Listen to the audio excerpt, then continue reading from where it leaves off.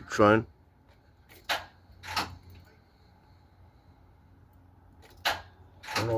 Turn over the engine. It's not turning on.